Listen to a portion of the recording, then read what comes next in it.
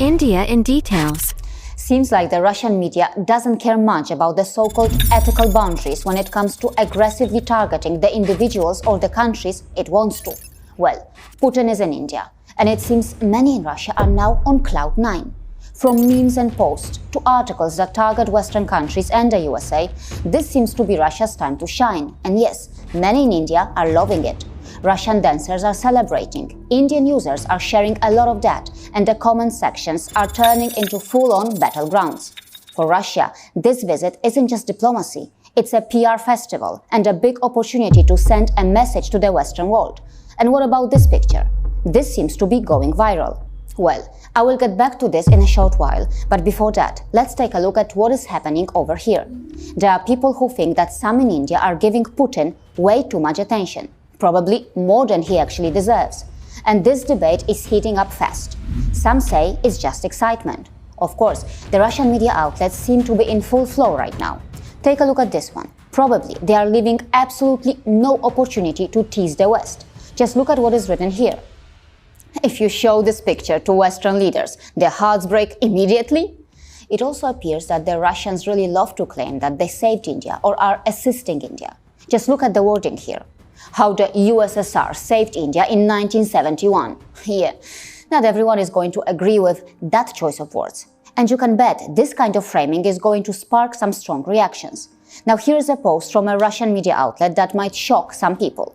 This is probably what you might refer to as pure Russian-style journalism. Like I said before, it seems Russians don't care much about so-called ethical lines or fancy words. And honestly, it can be very, very shocking. Check this out. There are 3 flags: France, the UK and Germany. And see what's written here. European diplomats lecturing India about its strategic partnership with Russia. And yes, that's straight from Sputnik India.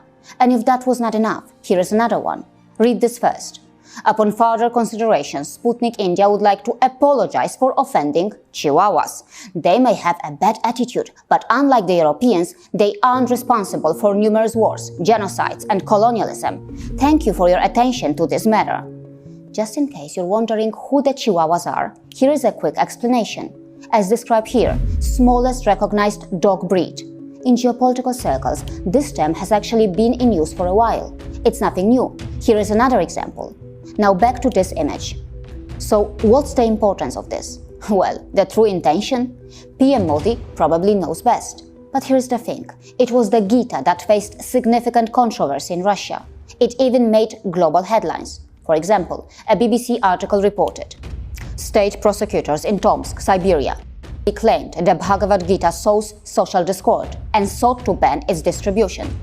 Fast forward to 2025, and PM Modi personally handing this to Putin sends a very strong message. But no, don't go thinking Russia is turning into a Hindu country.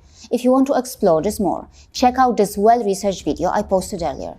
It dives into Russian missionary activities in India that many people have no clue about, and also explores the real limits of the so-called Hare Krishna movement in Russia. As for the outcome of the meeting between the two leaders, it looks like a win-win for both India and Russia. AI partnerships, boosting trade, nuclear energy, defense. There's a lot that can be explored, and there's a lot that can benefit both nations.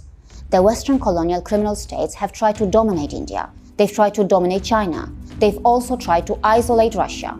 But when India, China and Russia stand together, the opponents sweat, the opponents panic, the opponents get nervous, the opponents have no choice but to watch. Yes, it is true that Russia in some ways isn't better than the Western colonial criminal states. But Russia does create space for India to follow its own independent policies, look after its people, and make its mark on the global economy. And I know that the West is watching. See you again.